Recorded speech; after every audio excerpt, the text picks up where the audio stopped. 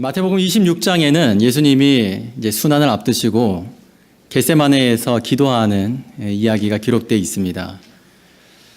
예수님은 평소와 같이 습관을 따라서 나가서 기도하셨다고 하는데요. 그 습관을 따라서라고 하는 예수님이 기도하시던 시간을 보면 보통 사람들의 인적이 드문 시간, 사람들이 조용하고 사람들이 없는 때, 예수님은 그런 시간에 주로 혼자 나가셔서 기도하셨는데 그날만큼은 모든 제자들 중에서도 베드로와 야고보와 요한을 콕 집어서 그들을 데리고서 겟세마네 한 한적한 곳으로 기도하러 가셨습니다. 시간은 최후의 만찬을 나누고 난 이후, 그리고 가룟 유다가 대제사장의 군사들과 함께 예수님을 잡으러 오기 그 중간의 시간, 늦은 시간이었습니다. 그때 예수님은 베드로와 야고보와 요한에게 말씀하시기를 내가 매우 고민하여 죽게 되었으니 나와 함께 깨어 있으라 라는 말씀을 하시고는 베드로와 야고보와 요한을 조금 뒤로 하시고는 조금 더 나아가서 기도하셨습니다. 그리고는 기도하시다가 돌아와 보니 베드로와 야고보와 요한은 예수님이 심히 고민되어서 죽을 지경의 마음의 괴로움을 느껴서 함께 깨어 있어 달라고 부탁하였지만 밤새 이러고 있을 것이라고 말씀하신 것도 아닌 고단한 몸에 쉼을 청해야 하는 밤의 일부 잠깐의 시간이었음에도 불구하고 그들은 모두 고단함을 이기지 못하고 NIV 성경에 보면은 졸고 있는 게 아니라 sleeping, 자고 있었습니다. 그때 그 세 명의 베드로와 야고보와 요한에게 예수님께서 이러한 말씀을 하셨습니다. 나와 함께 한 시간도 깨어 있을 수 없더냐.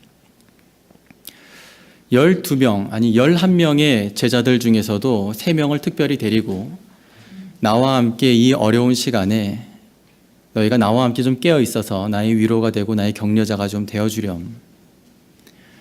그리고 이 밤 시간 가운데에 밤새도 아닌 잠깐의 시간이었지만 그 한 시간조차도 예수님과 같은 마음을 느끼면서 공감하지 있지 못하고 잠들어 있었던 베드로와 야고보와 요한의 모습이 혹시 사순절을 보내고 있는 우리 자신들의 모습은 아닌가라는 생각을 해보았습니다.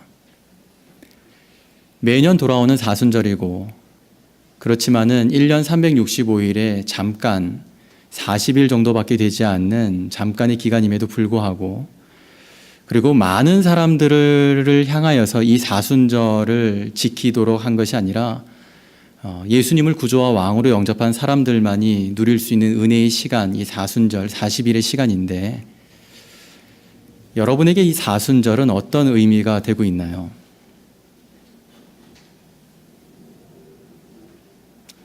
우리가 이미 사순절의 20여일을 넘어서 이제 내일이면은 사순절 제23일이 되고 이제 40일 채우는 날이 얼마 안 남았는데 지금까지 여러분에게 사순절은 어떤 의미였나요? 제 마음에 간절한 바람이 있다라면 물론 뭐 사순절을 목숨 걸고 지켜야 된다 뭐 이런 것은 아니지만 그럼에도 성탄절은 하나님께서 범민족적으로 베푸신 은혜의 시간이라면 사순절은 그 민족들 가운데서도 예수님을 구주와 왕으로 영접한 우리 성도들만이 가질 수 있는 은혜의 시간입니다. 평소와 같이 일상에 너무 바쁘셔서 사순절인지 아닌지 어제도 오늘도 또 지난 주일도 이번 주일도 똑같이 그렇게 보내지 마시고 각별히 이 사순절 동안 예수님과의 관계를 보다 더 깊이 만들어 가실 수 있는 성도 되시기를 주님의 이름으로 축복합니다.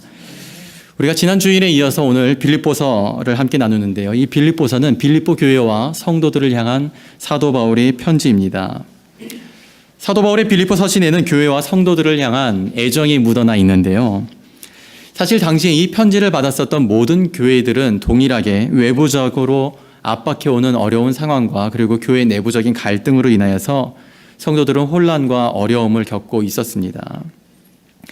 그러한 상황 가운데 놓인 성도들을 향한 사도 바울의 애정과 편지의 목적은 단 한 가지였습니다. 모두가 이 땅에서 유혹과 환난과 수고들을 주 예수 그리스도 안에서 우리가 잘 견뎌내서 믿음의 경주를 이 땅에서 잘 마쳐서 마침내 천국에서 모두가 만나 하나님 앞에서 기쁨을 나누자 하는 것이었습니다. 오늘 본문의 1절에는 그러한 바울의 각별한 애정이 묻어나 있습니다. 우리 함께 1절 말씀 읽겠습니다. 끝으로 나의 형제들아 주 안에서 기뻐하라. 너에게 같은 말을 쓰는 것이 내게는 수고로움이 없고 너희에게는 안전하니라. 아멘. 저 역시 우리 사랑하는 성도님들에게 간곡히 부탁드립니다. 세상으로부터 유혹과 고난이 찾아오고 또한 이 신앙생활을 하는 교회 안에서 서로와의 관계 속에서 어떠한 어려움을 겪는다 하더라도 성도 여러분 흔들리지 마시고 주 안에서 예수님으로 인한 소망과 기쁨과 감사를 누리며 복음에 합당한 삶, 예수 그리스도의 복음이 나타나는 삶을 이 땅에서 끝까지 살아내 주시기를 주님의 이름으로 부탁드립니다. 우리가 이와 같이 주 안에서 복음을 살아내기 위해서 우리가 가져야 할 4가지가 있는데요. 첫 번째는 삶의 신앙 고백이 분명해야 합니다. 우리가 고백해야 하는 신앙이란 예수 그리스도가 나를 구원하신 주인이라고 하는 사실입니다. 예수님이 나의 주인이라고 하는 이 사실은 말로만 주님이라고 하면 되는 것이 아니라 예수님이 나의 주인이라는 사실은 삶에 나타나는 현상이 있습니다. 삶의 어떠한 상황 속에서도 예수님으로 만족하게 되는 것입니다. 그래서 예수님이면 됩니다. 예수님이면 충분합니다. 라는 고백을 하는 사람이 바로 예수님을 주인으로 모시고 살아가는 사람입니다. 사도 바울에게는 다메섹으로 가던 시간이 바로 예수님으로 만족하게 되는 전환점이 되었습니다. 자신이 그토록 부정하던 예수를 만나게 된 후 그의 삶에는 before와 after가 극명하게 나뉘게 되었습니다. 예수님이 자신의 주인이 되심은 어떠한 것인지 바울은 오늘 말씀의 4절에서 8절을 통하여 빌립보 성도들과 오늘 우리들에게 이렇게 들려줍니다. 누구든지 자신을 자랑하는 사람이 있다면 나는 그 어떠한 사람들보다 혈통으로나 학식으로나 율법으로나 나는 더욱더 월등하며 자랑할 만한 사람이다. 하지만 7절에서 9절의 전반부를 우리 함께 읽겠습니다. 그러나 무엇이든지 내게 유익하던 것을 내가 그리스도를 위하여 다 해로 여길 뿐더러 또한 모든 것을 해로 여김은 내 주 그리스도 예수를 아는 지식이 가장 고상하기 때문이라. 내가 그를 위하여 모든 것을 잃어버리고 배설물로 여김은 그리스도를 얻고 그 안에서 발견되려 함이니. 아멘. 이것을 오늘 말 우리식으로 표현하자면 그는 최상류층이었으며 태어날 때부터 금수저를 물고 있었으며 스펙이 아주 빵빵했었던 사람이었습니다.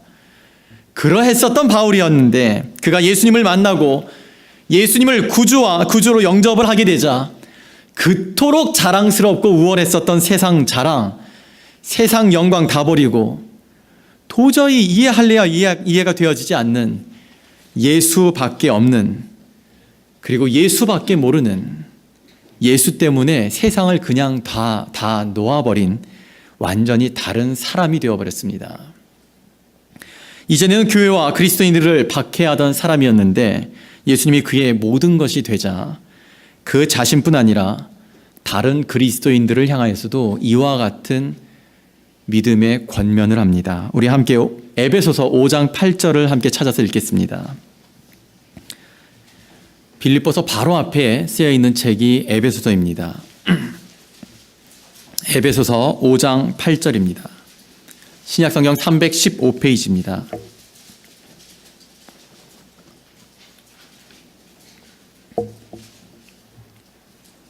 우리 찾으신 분들 함께 읽겠습니다. 너희가 전에는 어둠이더니 이제는 주 안에서 빛이라. 빛의 자녀들처럼 행하라. 할렐루야. 여러분 믿으십니까? 여기 지금 보면은요, 전에는 그리고 이제는 나오죠. 전에는 before 무엇이었습니까? 어둠이었어요. 근데 이제는 after 뭐가 됐습니까? 주 안에서 빛이라. 그러니 어떻게 하라고요? 빛의 자녀들처럼 행하라. 빛이라고 하는 것은 영향력이 막강합니다. 어둠이 아무리 짙고 깊다 하더라도 결코 빛을 이길 수가 없어요. 작은 빛이라도 존재하게 된다면 어둠은 그 작은 빛을 감당해낼 수가 없습니다. 근데 우리가 전에는 어둠이었는데 이제는 빛이 되었다라면서 예수 안에서 빛이 되었으니 빛의 자녀답게 빛을 나타내며 영향력을 나타내며 보여주며 느낄 수 있게 해주며 살자라는 것입니다. Before와 After, 세상으로 충만하던 너희가 이제는 예수로 충만하게 되었으니 예수로 충만한 심령 그대로 그 빛 그대로 살으라 라고 하는 것입니다. 사도 바울은 예수님을 만난 이후부터 이 땅에서의 믿음의 경주를 마치는 순간까지 예수 그리스도와 그리스도의 복음이 전파되는 것 외에는 다른 것에 결코 매이지를 않았습니다. 어떻게 하면은 예수님을 위해 살 수 있을까?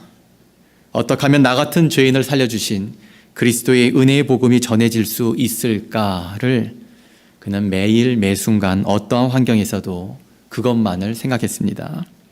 오늘 이 시대와 같이 먹을 것, 입을 것, 살 것, 사람들의 호응과 인기를 신경 쓰지 않고 오직 예수 그리스도와 복음이 전해지기만을 위하여 그의 목숨도 아끼지 않았습니다.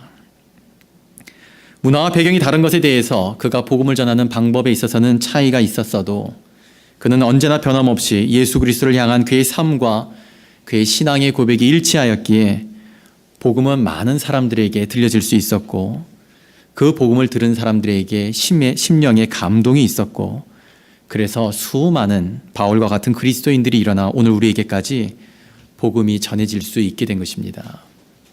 그리고 오늘도 바울 못지않게 이 복음을 힘써 살아내는 우리 주변에 사람들이 있습니다. 오늘 말씀을 시작하면서 보았던 이 복면가왕이라는 TV 프로그램에 출연자들의 가면을 만들어 주었던 김유한 형제의 신앙 고백은 분명합니다. 김유한 형제는 하나님이 주신 재능으로 세상으로부터 주목받는 스타일 디렉터가 되었습니다. 그런데 그가 유명해지고 출세하고 세상적으로 더 많은 부와 영광을 누릴 수 있는 좋은 기회가 찾아왔음에도 불구하고 그의 마음에는 갈등이 일어나게 되었습니다. 하나님 나라의 가치와 세상의 가치가 충돌하게 된 것입니다. 그런데 하나님 나라의 가치와 세상의 가치가 충돌하게 되자 그는 세상의 부와 영광과 보다 더 출세할 수 있는 길을 놓아버리고 예수님이 그의 주인이심을 이렇게 고백하였습니다. 돈이 되지만 안 돼. 이거 하면 사람들이 좋아할 수 있어. 그러나 안 돼. 나와 하나님과의 관계 속에서 내가 부끄럽지 않아야겠다고 다짐합니다. 디자인을 해도 하나님의 사랑이 묻어나도록 하나님을 기쁘게 하는 것이 무엇일까? 늘 하나님을 생각합니다. 성경의 인물들의 삶이 감동이 되고 도전이 되고 김유한 형제와 같은 그리스도인들이 살아가는 것을 보면은 우리에게 믿음의 감동이 되고 도전이 되는 이유는 다른 것이 아닙니다. 그들의 인생의 주인이 그리스도 예수이기 때문입니다. 오늘 이 시간 여러분 자신들을 향해 한번 물어보시기 바랍니다. 성도님의 주인은 누구입니까? 애매히 또한 마음의 불편함을 느끼면서 세상과 예수님의 중간을 오가지 마시고 여러분이 분명 예수님을 구주로 영접하셨다면 예수 그리스도가 나의 주인이심을 단호히 고백하며 성도의 삶 속에서 예수님이 어떻게 동행하시는지를 매일 기대하시고 경험하시기를 축복합니다. 우리가 즐겨 부르는 찬양에는 이러한 찬양의 고백이 있죠. 세상 즐거움 다 버리고 세상 자랑 다 버렸네. 주 예수보다 더 귀한 것은 없네. 예수 밖에는 없네. 이 찬송이 성도님들의 신앙 고백이며 또한 천국에 이르는 날까지 우리 모두의 동일한 고백이 될 수 있기를 주님의 이름으로 축원합니다. 우리가 주 안에서 복음을 살아내기 위하여 두 번째, 우리가 지난 삶에 매여서는 안 됩니다.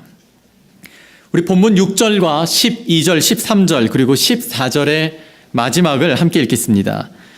열심으로는 교회를 박해하고 율법의 의로는 흠이 없는 자라. 내가 이미 얻었다 함도 아니요 온전히 이루었다 함도 아니라 오직 내가 그리스도 예수께 잡힌 바 된 그것을 잡으려고 달려가노라.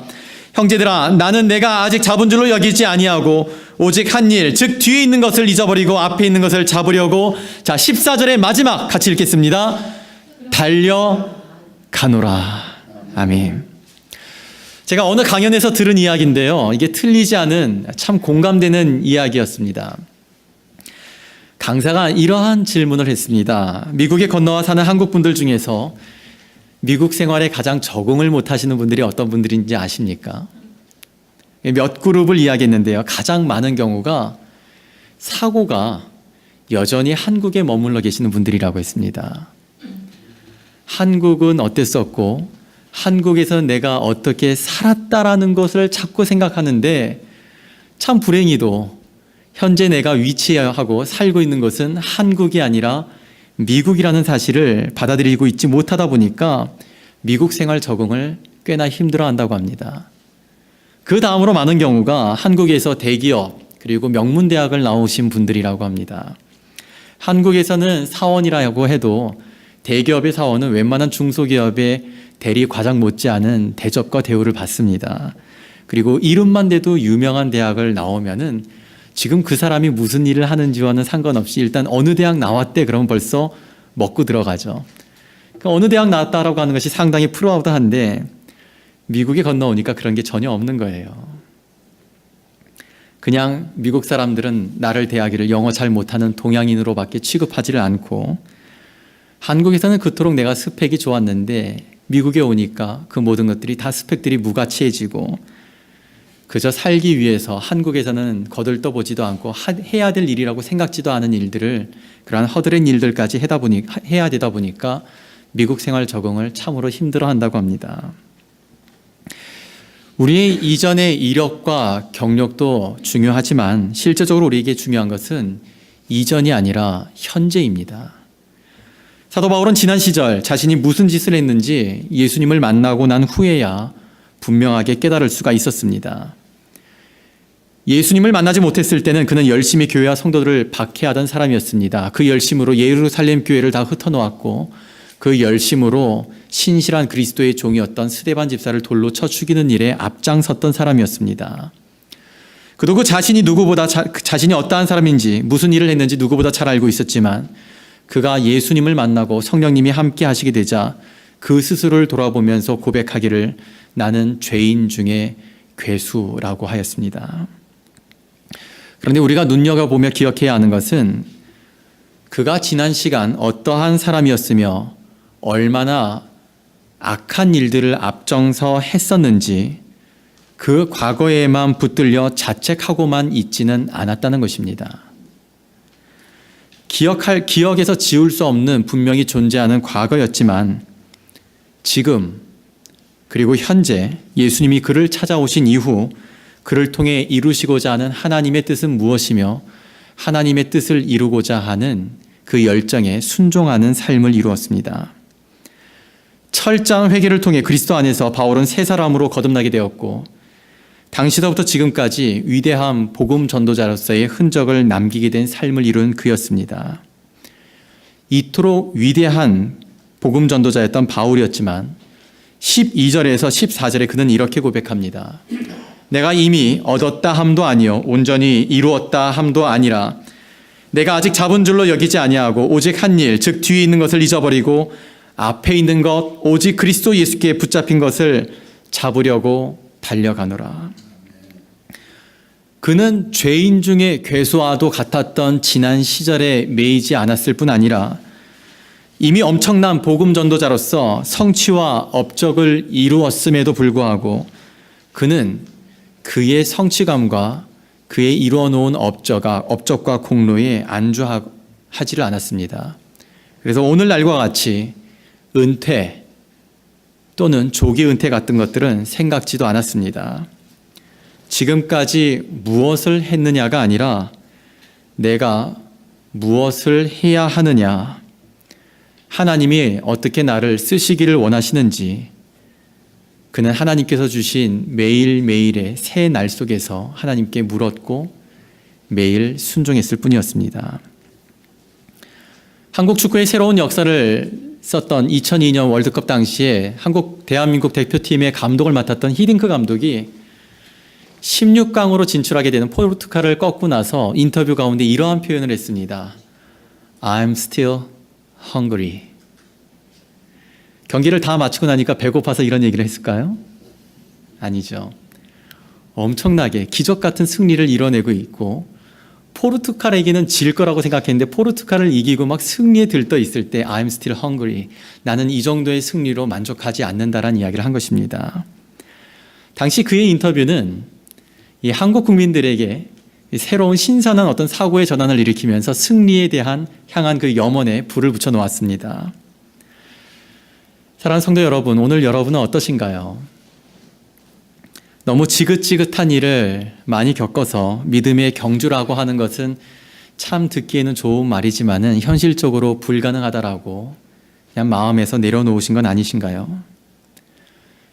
여러분, 지난 시간 신앙생활하면서 이것도 하고 저것도 하느라 너무 지쳐서 지금은 그냥 좀 다 내려놓고 쉬고 계신가요?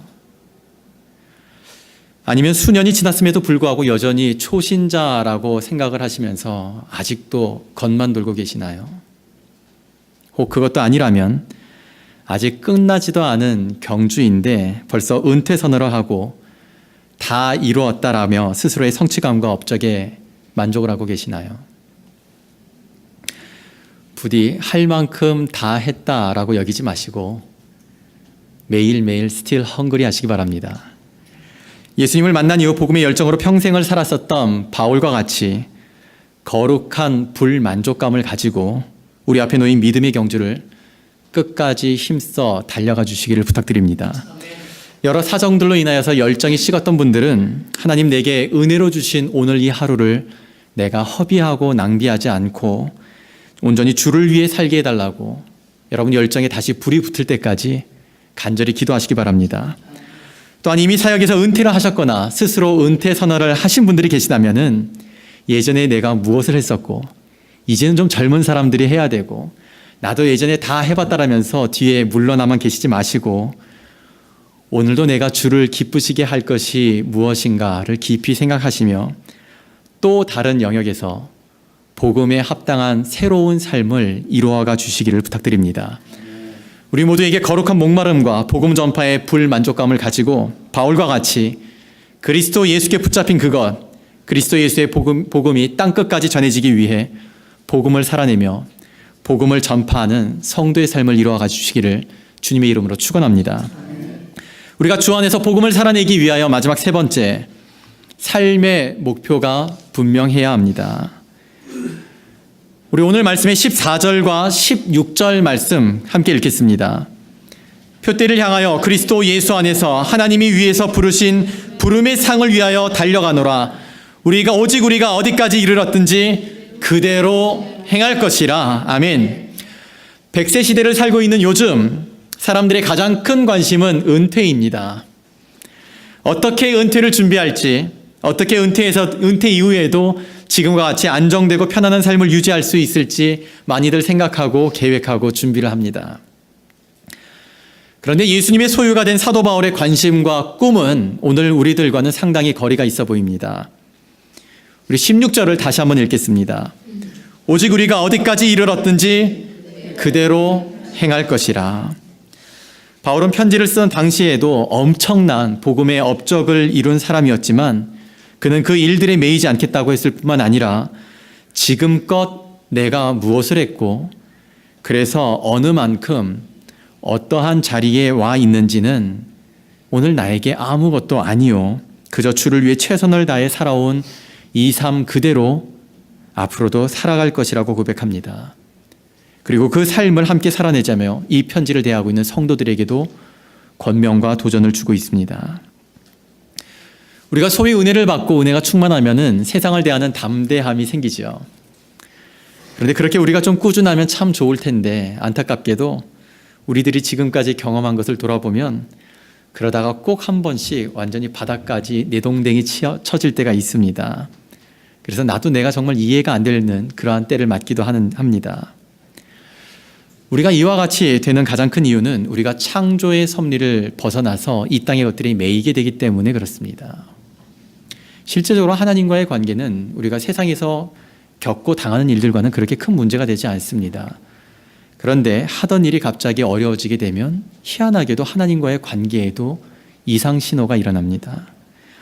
주변 사람들의 말과 시선이 신경 쓰이게 되는 어느 시점부터 교회 생활하는 데의 즐거움과 그 열정도 식어지게 되고, 평소에는 잘 느끼지 못했는데 내가 인정받고 있지 못했다라고 하는 불쾌감이 찾아들면 그것도 희한하게 내 믿음의 열정을 식게 만들고, 그렇게 성실하고 충성돼도 세상 별 수 없다라는 영적인 좌절감이 밀려오는 등 우리가 세상의 일들에 매이게 되면 은혜와 감사와 기쁨은 사라지고 불안과 근심과 불쾌감으로 골몰하게 됩니다.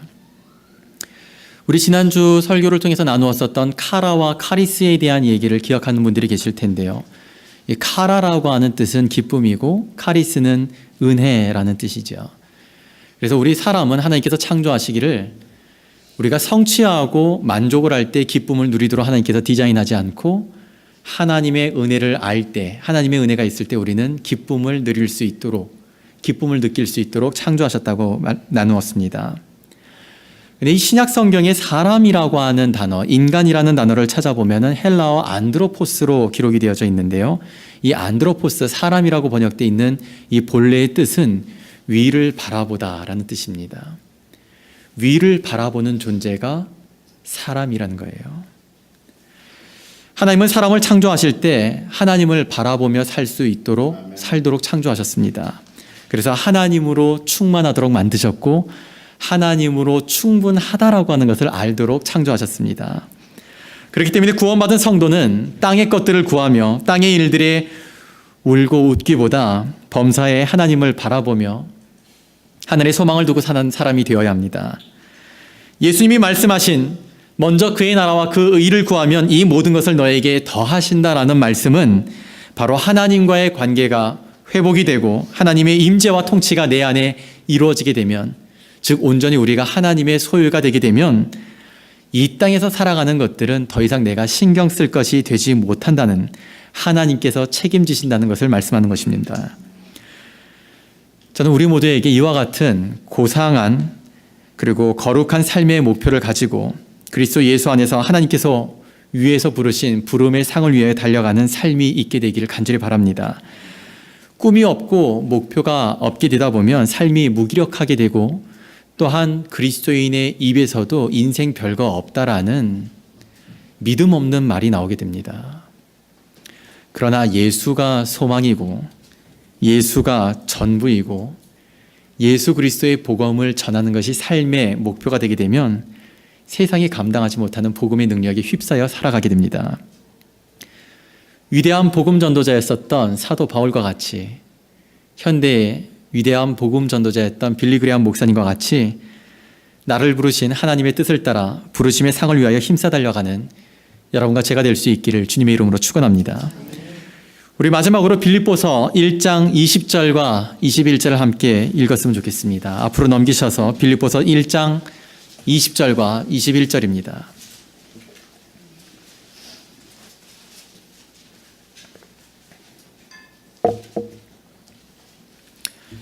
사도 바울이 빌립보 성도들과 나누었었던 믿음의 고백입니다. 빌립보서 1장 20절과 21절, 우리 찾으신 분들 함께 읽겠습니다. 나의 간절한 기대와 소망을 따라 아무 일이든지 부끄러워하지 아니하고 지금도 전과 같이 온전히 담대하여 살든지 죽든지 내 몸에서 그리스도가 존귀하게 되게 하려 하나니, 이는 내게 사는 것이 그리스도니 죽는 것도 유익함이라. 아멘. 우리는 지금 사순절을 보내며 그리스도인들만이 누릴 수 있는 십자가와 부활의 정점으로 다가서고 있습니다. 이 사순절의 시간, 평소와 같이 무덤덤하게 일상에 밀려서 오늘과 내일에 붙들려 살지 마시고, 예수 그리스도가 내 안에서 새 사람이 된 예수 그리스도 안에서 새 사람이 된 우리 자신들의 존재를 다시 한번 돌아보고, 또한 주 예수 그리스도를 깊이 생각하며 우리 자신들이 무늬만 그리스도인이 아니라 신앙의 고백과 삶에서도 예수 그리스도가 묻어나는 진실된 그리스도인으로 재정비될 수 있기를 간절히 바랍니다. 사랑하는 성도 여러분, 우리가 구원받아 그리스도인 된 근거가 예수 그리스도의 복음이라면 우리의 삶은 복음의 흔적으로 증명이 되어야 하지 않겠습니까?